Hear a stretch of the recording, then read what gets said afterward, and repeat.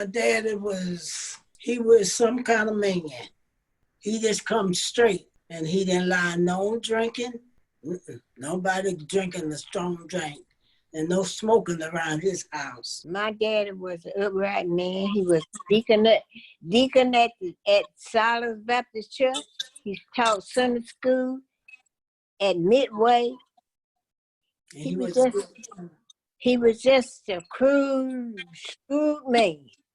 Okay. And he took care of his family.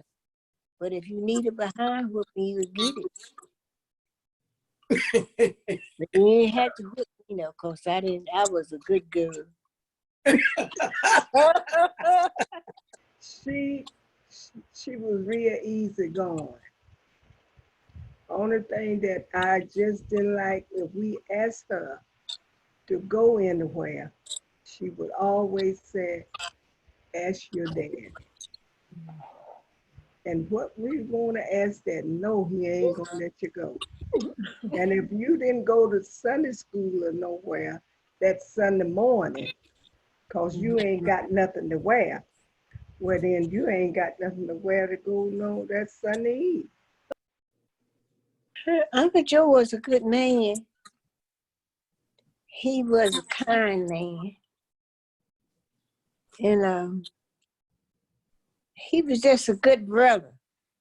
Uncle Joe was a fine man, and he was a good brother to all of his sisters. Even when after I left home and come to Cleveland, he wanted to he looked after us. We looked up after him like he was our dad. Uncle John was a nice man, friendly man. He was a good man, I tell you that, and he was friendly, and he would give you whatever he had. Yes. He would give you yes. He was kind. And he was my brother, and I loved him. And he was kind of handsome. He was kind of tall and slender, and he was just fun to be around. Mm-hmm. Mm-hmm. And he could talk about Uncle John Baby. And they used to eat that government food, so he used to sing a song to him. I can tell by your foot when in that grip. I can tell by your spit when in that government grip. That would make him. And then he would just fool us with pecan. Put them in his hand, had 2 pecans, this old gray horse. I said, I ride him. How many miles? He got 2 pecans sticking like it got a handful. And I said, 8. And I opened up a hand, we got 2. I got to make it up to 8. He was just, I don't know what kind of man John was. It was somebody that, he said, I got some good looking sisters, but ain't none of them got no shape.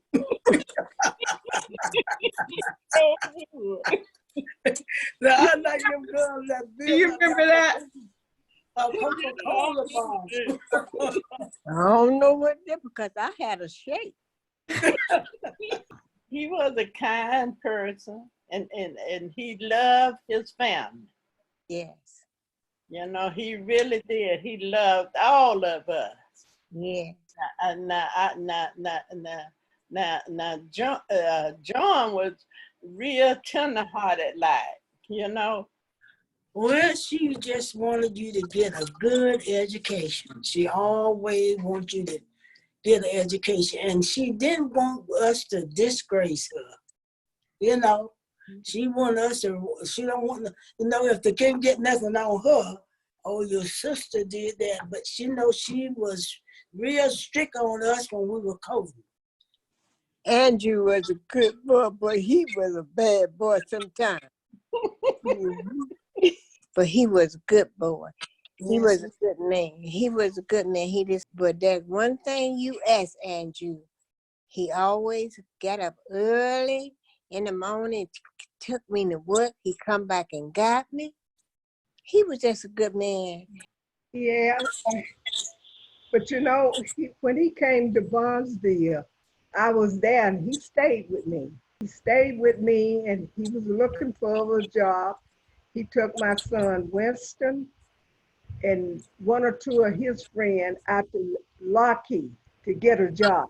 And they hired one black man, and that was my son. And I couldn't find him that Monday to go to work because he was good. He was good about building things once in a while. But Ann stayed with me, and he always carried a pistol with him. And he hid that pistol under my house. But Ann was all right. He really would want to look out for his sister.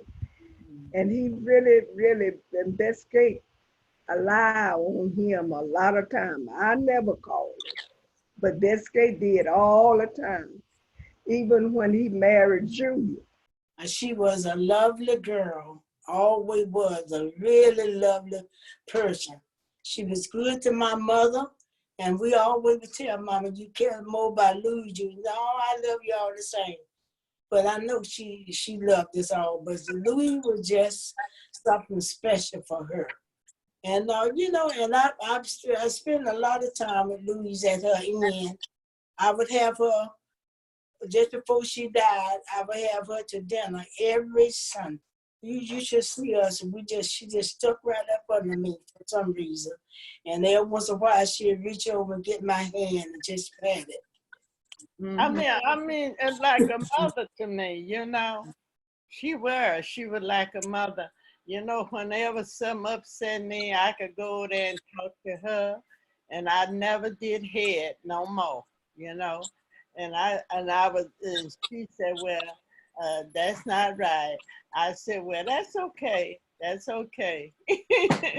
I said, we just pray for them, you know. And she was. I miss her very much. Yeah, she was very, very religious. And I used to hate to go to the beauty shop because she just looked like she could just look all the way through me. And said, Pat, you's a good girl, but 99.5 won't do.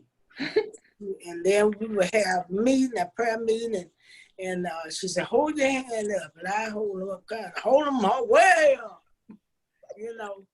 And I said, no. I would hate to go because she just staring at me and then say, you know, Pat, you're a good girl, but 99.5 won't do.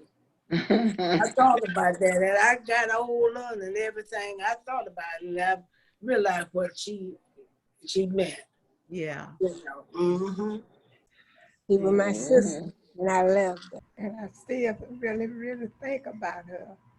I remember once I was there taking care of her and with Jimmy. And she took me to the airport and she asked me, and she said, well, what you waiting on about getting Jesus in your life? I said, well, I'm trying. I said, you know, because every time you see her, she was witness to you about the Lord. And when I did get it, she was the first one to know. I called her Cleveland, and she caught the plane to come down to see if that's the right spirit that I should have. Mary was a lovely sister. She was kind of mean sometimes, but it was only for our good. We was doing things that wasn't pleasing to the Lord, and she would let you know. Yeah. Mary was a very special family member in my life. I mean, from my mother had told me how sweet and nice she was to me even when I was a baby. She started then. Mary and I was very close. She was hard on me, but she would do the most for me. So Mary was very special, and we went on into business together, and we didn't have no problem with it. We went on. When she wanted to get me, she got me. And she had that prayer meeting every Saturday. I don't care what was going down. If nobody was there, it was just her. He was a ball of fire. Rem Brown was a good man, Mm-hmm. and he loved the Lord. Mm-hmm. And I thank the Lord for him, Yeah. because he brought me through a lot of things. Mm-hmm. He always would tell me, just hold on, sister. You know, it's gonna Mm-hmm. be all right. He was a true man of God. And I really did love him. And I stuck by him until he died. And when he died, a lot of stuff that I did for him. But he always would, I stayed closer to him than any of the rest of them. When he was sick in the nursing home, I went up there every other day. I gave him his bath. I took him food. I bought his clothes, whatever he wore. He was a good man. And then I come to Cleveland, I joined this church. And I just loved him. We come up together. Me and him, we were friends and we loved one another. It's like to hear him preach sometimes. Sometimes he wouldn't even be preaching. He'd moan. He would sit there and say,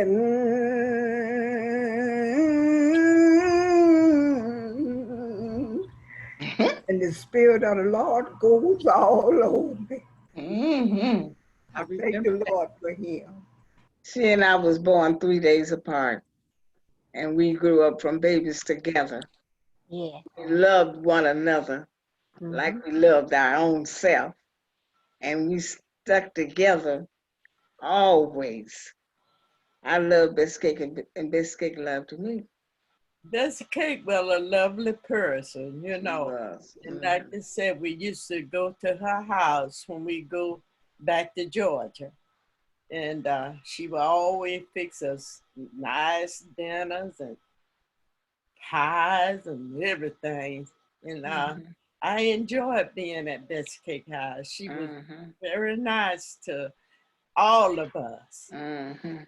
But she was a good sister.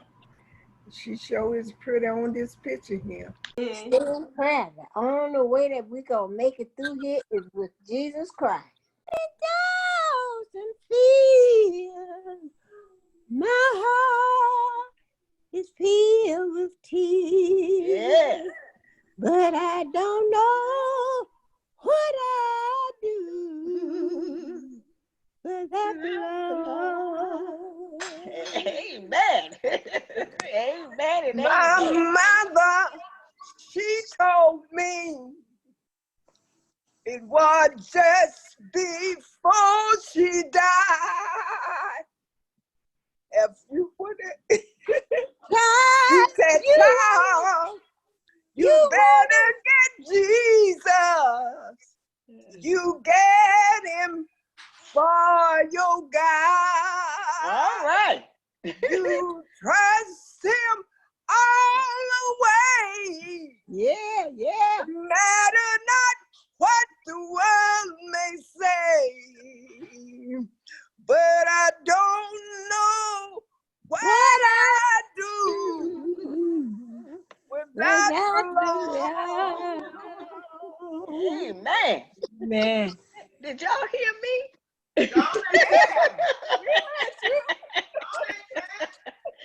Did you hear me singing? Yes, Do you want to sing your version of Cat? Oh, I have to say what they say. sing it, Cat. And Annabelle, you want to sing one more before we go? What else can I say?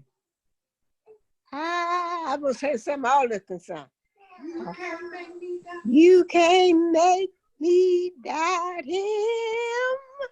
You can't make me doubt him. You can't make me doubt him in my heart.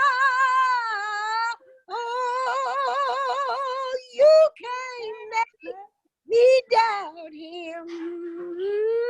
You can't make me doubt him. You can't make